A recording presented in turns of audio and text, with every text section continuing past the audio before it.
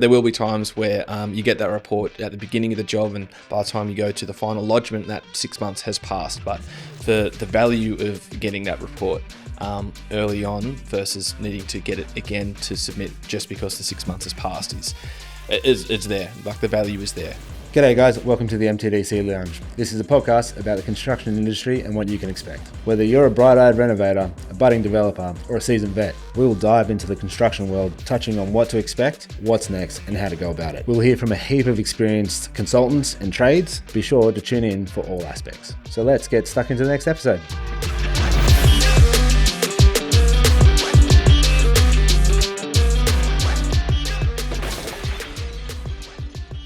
G'day guys, and welcome back to the lounge with Matt and Mitch. Welcome back, mate. How's your night going? Yep, pretty good. Another big one. Another big one. That's the way. Mate, thanks for coming back on. I guess I wanted to lead on from the conversation about the free reports, and I guess what the clients can kind of expect after the free reports, after they find that they want to build or they still want to do something with their free reports. What's next? Our paid reports, right?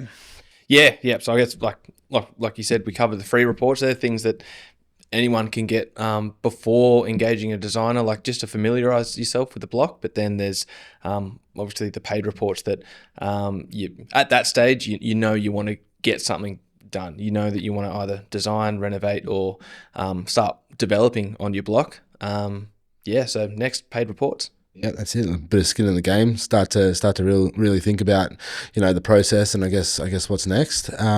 So I guess I'll kick it off. The number one report I think is that's important is I guess our council reports. Your 10.7A, which is the certificate that's specific to your block, and your 88B, I think, that you can find in your contract to sale. I think we mentioned.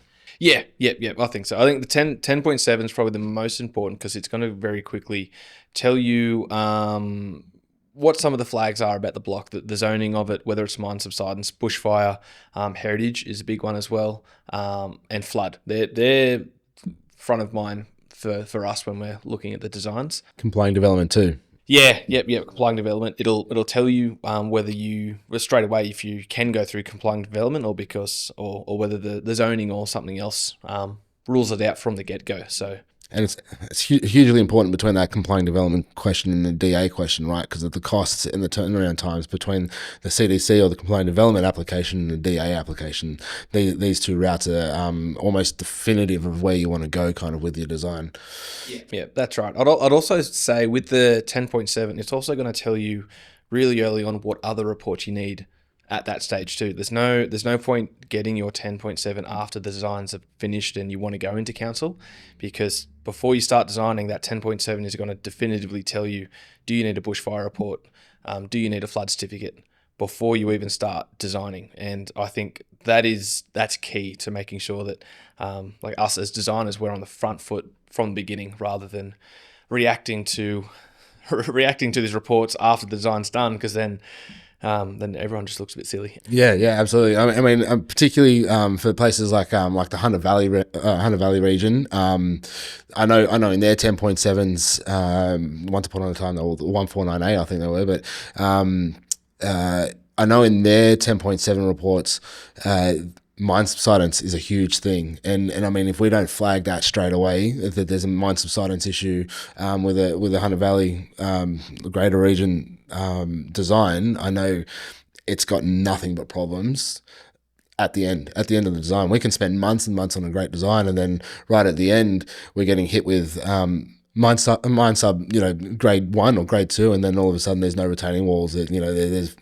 There's footings, no slab on ground, no 2 stories. Your footings are coming out 5 meters past your strip footings are coming at 5 meters out past your footprint, right? So there's huge things, huge implications with this 10.7 report.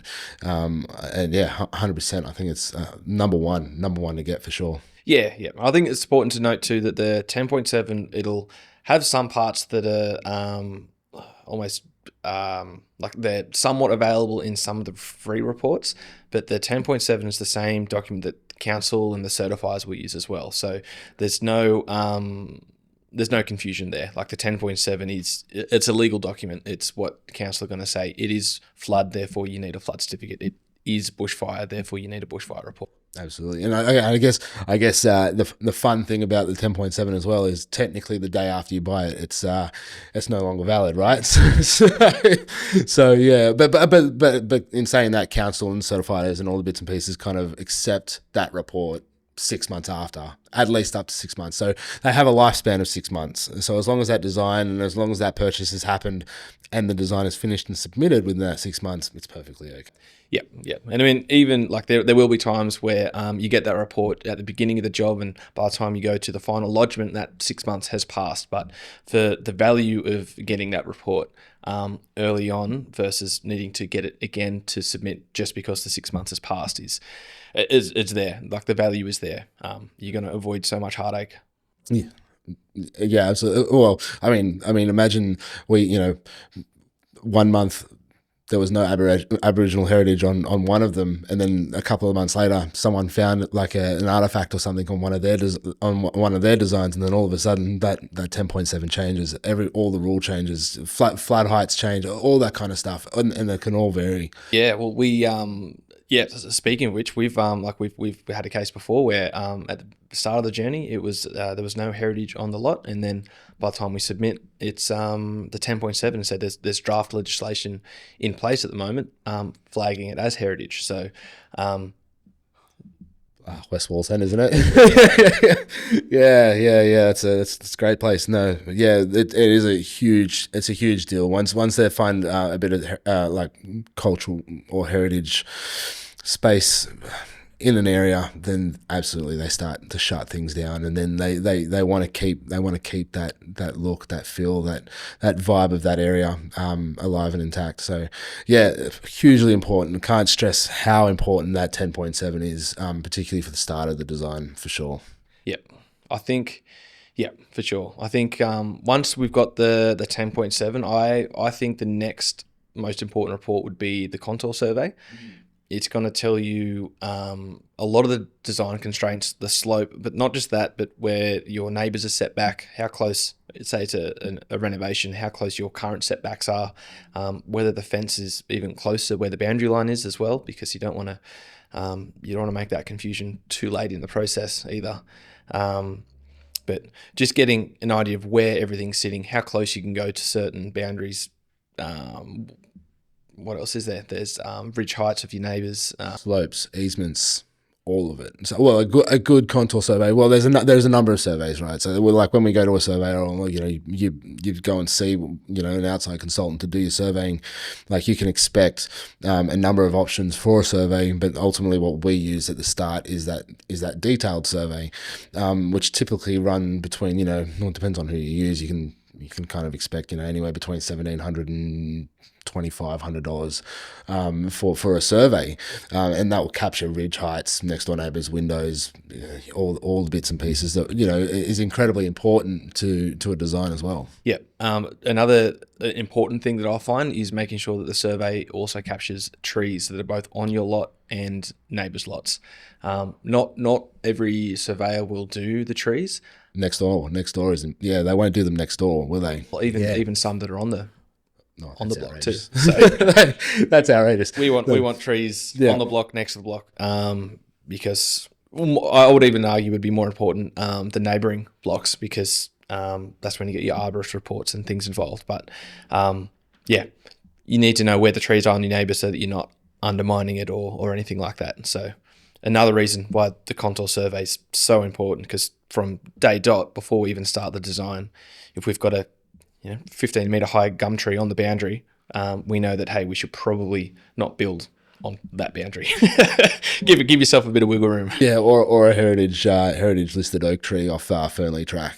That's a huge thing, and particularly with trees and things like that triggers arborist reports, that triggers exploratory digging for the root zones. And particularly if the trees aren't on your block, the client or the person who wants to do the development doesn't usually have control on whether or not that tree gets removed, even if it's within that 3 meter requirement of a structure. So, contours is a huge thing as well. Even in my opinion, I think even if they don't have a reason to get the contour, I feel like it's a really good investment anyway, particularly if we're doing plans. What would your rule of thumb be, I guess, if someone's come in and said, look, this is what I want to do? When do you think a survey is going to be needed versus when do you think it may not be needed? I'm moving into that. I'm moving into that opinion now that if they're doing any renovations or any extensions or anything like that, they should be getting a contour anyway. Like even with pools, retaining walls, all of garages, all of the 10A structures, all the bits and pieces. I think people should be getting the contours. I think it's important that they do get these ones, because at the end of the day, like I know at MT Design we do our own dumpy surveys and we take our spot points and bits and pieces, but it's never going to be as accurate and as detail. So yeah, as anyone that you'd pay, right? So I mean, and we can get measurements and we can get numbers, we can get fence lengths and all the bits and pieces, but old mate next door will probably put their fence 400 mil into your block, and we're never going to know, but your setbacks are going to be different. Well, the client's setbacks are going to be different. So yeah, and then obviously that's a knock-on effect as well. Once you find out that old mate's fence is on your yard, then you start having that conversation. Say, hey, let me have my setback back. So yeah, and yeah, I think ultimately I think a contour survey should be probably got as soon as possible. I think it's probably worth noting as well that during when the application's approved and the certifier's done their thing, the builders are able to start. Almost any extension or new build, you're going to need a peg out survey anyway. Which is another survey, yeah. So the builders are going to find out, they use from the boundary, from the plans that have been approved, this is exactly where the structure needs to go. Now, if a plan set's been drawn without the survey in the first place, the peg out survey is going to get done on where the boundaries actually are at that stage. Yeah. And they're pretty expensive too. Yeah, so it's if that ident survey's done, which is another survey. yeah. So it's you need to know where it is. So you want to use a survey all the way through it. One at the beginning so you can design, and then one towards the end so the builder can set out where it's going to go. And between the two, they should be pretty accurate. So yeah, well, like again, that's valuable information, and particularly when they're going through the whole process, right? They are paid reports, so I guess we'll talk about them. So we've got the detail contour, and which 9 times out of 10 they've got a a rough. They call it a detailed survey, but it's never as detailed as it should be, right? And they have that variance of about 10%, and it's never as accurate. But then you get once you get approved and once you get all of the bits and pieces, you're then required by the certifier to get yourself a peg out survey, which means the surveyor, hopefully the same one, would come out, peg out what is on the plan, exactly show where the house sits in relation to where the actual boundary sits, and then once that is found, one, it's going to find out if there's any problems with the setbacks and anything like that, and then two, the builders have that accurate guideline of where they can and can't build, which is huge. It's massive. And then ultimately at the end of the design or at the end of the build, they would then go and get your ident survey to show that the house has been built exactly or within that variance of where it needs to be. Exactly. So in terms of costs and value to the client, detailed surveys are always 100% needed. And I guess once they progress through those steps to the OC, I guess using the same surveyor or the person or the group who did the first initial detailed survey, you wouldn't have to keep paying another surveyor to come out and do another job and pay an exorbitant amount of money. The crew that you got in there for the first detail survey would have most of that info and potentially save a lot of money. So yeah, as a whole, yeah, absolutely, contour is a huge value. Absolutely. With that, we've got the 88B as well. Not a lot of houses, a lot of the houses that are old don't have the 88Bs. That's a certificate that shows all the covenants and the rules, particularly with estates. I think they're important as well, particularly when we come to the design. Yeah. And I think we touched a little bit on it before about easements, but this 88B is going to tell you what, if you have any easements on your block, what they're going to be for, whether it's for drainage, whether it's for support or right of access if you're a battle axe block or anything like that. But yeah, 88B will tell you if you've got any easements on your block, what they are, and if you're allowed to use it, if it's drainage or sewer. Well, it also tells you, more particularly with estates at the moment, the new estates, they tell you what you can and can't do with the block. So, no, they tell you if you can't park a caravan out the front. They tell you you can't put a carport on your block. They tell you that you can't keep cats or you can't keep chickens.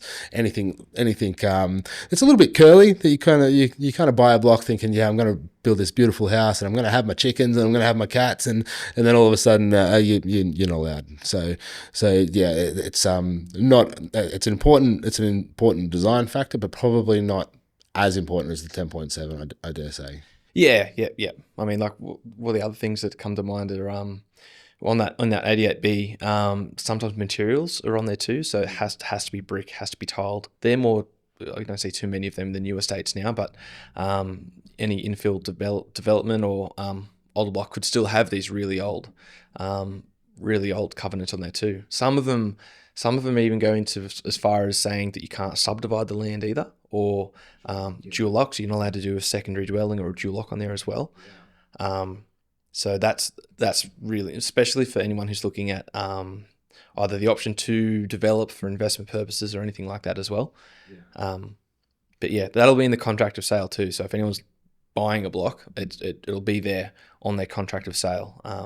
Well, usually with the real estate agents, they usually have that report pack too. So they usually have that available, and it's pretty easily accessible. So a bit of a flick through, you'll get your deposited plan, which is all your boundaries and your bits and pieces. But then, like, all the way down the bottom there would be like the 88B that'll have your lot number and your deposited plan number, and then it'll explain kind of what is and what is not accepted in that space. Your conveyancer will highlight that through as well. Absolutely.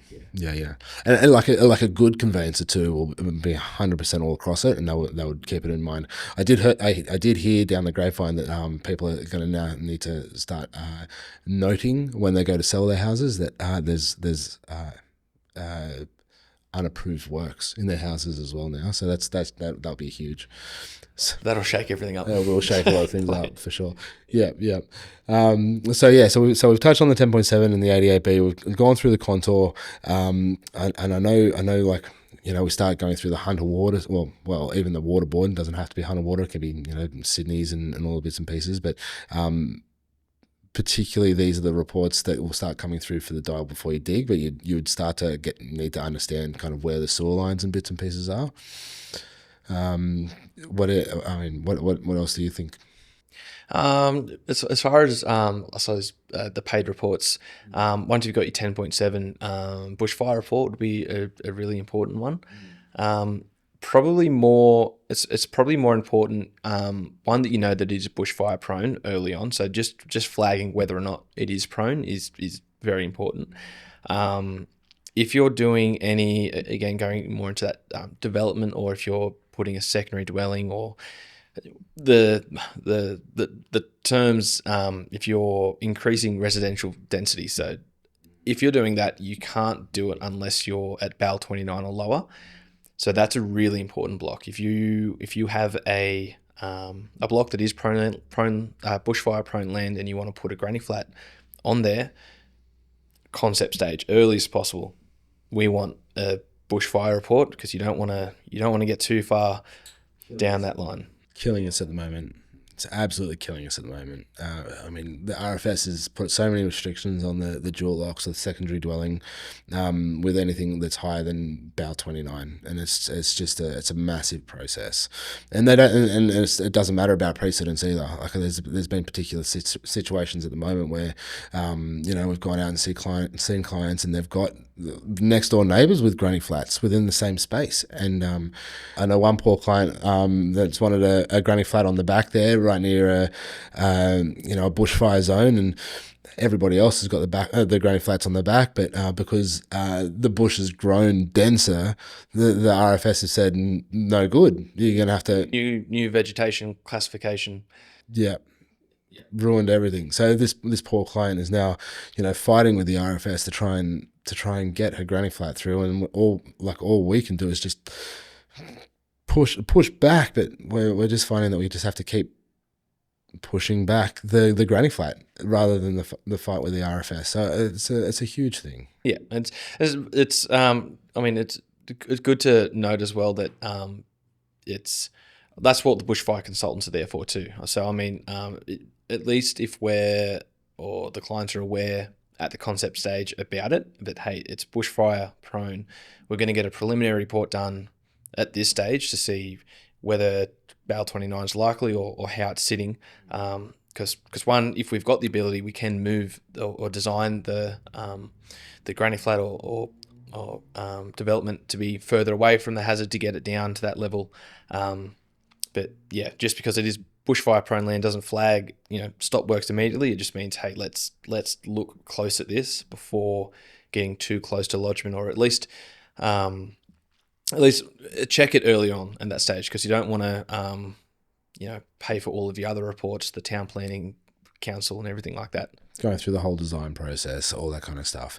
And I think as a design business, I think we've started flagging things like secondary dwellings and dual locks and things like that, and bushfire zones. Like, it's just one of the things that we now, every time we see a bushfire, well, not bushfire area, but like every time we see some dense forestry, we look at it straight away. It's now one of those things that's on our to-do things when we go to do the designs. It's just such a headache, and particularly right at the end. I mean, it's such a fight for that. Yeah. I mean, and now, like, we've spoken about the fire. Let's talk about the other side. Flood. It's just a massive thing too. Like, particularly in the Lake Mac space, around the water areas.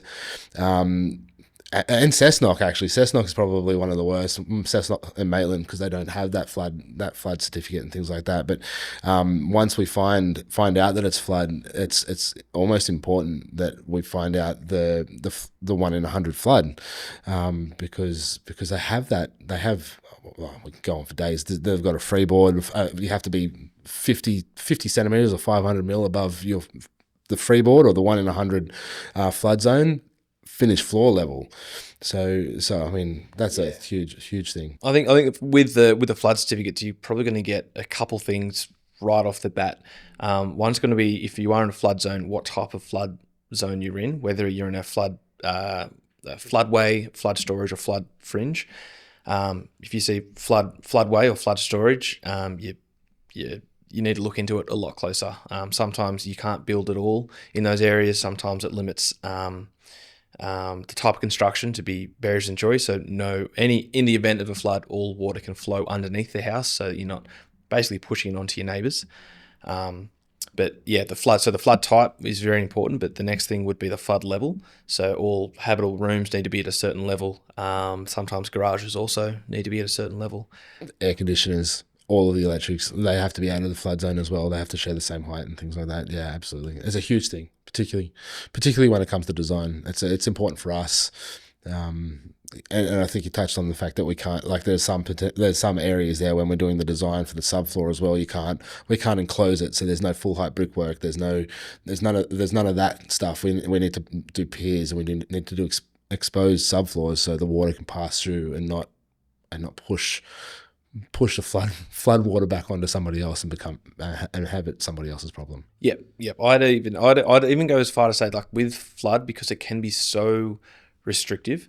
Like, if you've got an old house that's been there 100 years or however long, if you're then developing on that house, you can find yourself in some pretty difficult circumstances where you either can't extend, or if you were even to knock down the whole house, you'd need to either push it at the very back corner of the block because that's the only section that's actually high enough or outside of that flood zone. So I'd always recommend that if someone's looking at purchasing a block or a piece of land, and even if they don't plan on developing it, if it's coming up as flood in any of the reports at all, or even asking in the contract of sale what's in there if it's flood, if I was really keen on a block and it's in a flood area and I'm looking around going, I think it's going to be a problem, I'd pay for that report. It could just save a lot of money, time, heartache. I mean, with the bushfires and the flood zones as well, if you're in that space, your insurance premiums are through the roof anyway. They know for sure. Like mine subsidence spaces, flood zones, and bushfires are usually the things or our go-tos when we're first designing for a client, and they're the big things. Insurance guys know about it, and it is a huge cost. For sure. So at MT Design, when we do our quotes and our bits and pieces, we include all of these reports. Well, we include the bushfire, not the bushfire, the contours, and the 88B and the 10.7, all within our quote at the start. So we kind of get those costs and wrap them up in our quotes.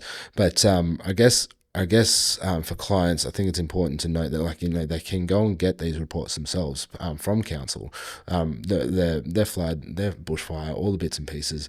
And while the contour costs about $1,800 to $2,500 depending on where they go, ultimately they could go and get the 10.7 or the 88B or anything that they don't have from their local council and pay like a nominal fee. I think it's like $250 or something like that.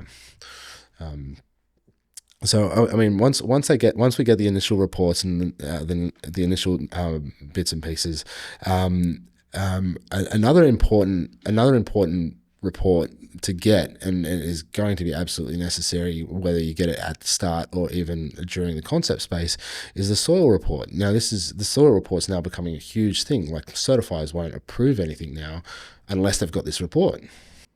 Yeah, that's right. And I think it's not just a matter of getting a report and ticking off the certify. Like it can have pretty big impacts on the engineering and the slab requirements or footing requirements of the build too. So getting that early on, I'd probably say it's probably more important for new blocks. Would you agree with that? I think so. I think so. But once you're doing engineering for anything and engineering, an engineer shouldn't be doing an engineer report without a soil report, because they're taking a stab at what the soil is there, and I guess that's why the certifiers are cracking down on it. Yeah, 100%. I mean, it could even be worth getting something like the soil report earlier on in the process as well, either potentially at the design or even just I guess if you're looking at building on some land, getting a soil report done or reviewing a soil report that's already been done when the land was subdivided or anything like that, because that could have some big whether you're doing a custom build, project home build or anything like that, knowing what your soil classification is early on, and I guess before you're purchasing a block too, just understanding what that is could have big implications too. Well, I know. Like anecdotally, we had a client come in a couple of weeks ago actually, and she wanted to buy a block out at one of the estates. I think it was out in Thornton, and she came out and she was like, well, these are the design guidelines, and she showed us the 88B, and the 88B said, look, hey, 70% of the facade has to be brick, and then gave her all these curly kind of design requirements for this space out at in this estate. And then we started going through the process of talking about designs and started talking about what we're going to get done, and we went through all the great conversations of that pre-concept conversation, and then we went and had a quick chat to one of our engineers to find out, how much the slab would be, because she was very cost conscious. And then the first thing the engineer asked was, "What's the soil? I don't know. How am I going to give you a price based on no soil?" So she gave the estate a call, and the estate said, "Well, it's a H2 soil zone, which is a very reactive, very very harsh slab to pour, very very hard place to put your piers and your bits and pieces." And then all of a sudden it goes from a normal, an M class slab, which is the nice standard easy one, and then to an incredibly expensive slab to make sure that you don't have any subsidence or any slip. So yeah, that saved her, in my opinion. That's probably saved her thousands and thousands of dollars, because being someone that's a first homeowner, and designing a house and going through the entire process without knowing that it's a H2 zone, because we don't know that either. We won't know that until we get the soil report ourselves. But it saved her thousands and thousands of dollars just by that one question. What's the soil type? Yep. 100%. And you want to know that early on. New estates. Old estates anywhere. Yeah, well, the new estate should absolutely know, and that's why it's just so important to make sure that those reports are part of a quote, or at least in your hands by the time they come to a designer, because the free report or not, like a designer or a good designer rely on those reports to give the best result. And I think without that information, you're just throwing some pretty pictures down on a page and hoping it's going to stick. So yeah, 100%, absolutely. All right, mate. Thanks for joining me again tonight, mate, to talk about all the important stuff in the world of design and planning. Any questions for me at all? No, it's been good. I think we've covered off paid reports and I guess the importance and value of them, because it's you get it early on and you save money later on. Yeah, absolutely imperative. I completely agree. All right, guys. Thanks for joining me again tonight on the lounge. And again, if you've got any questions at all, if you want to reach out, please feel free. Like and subscribe and shoot me some questions, and we'll see if we can answer them. Have a good night.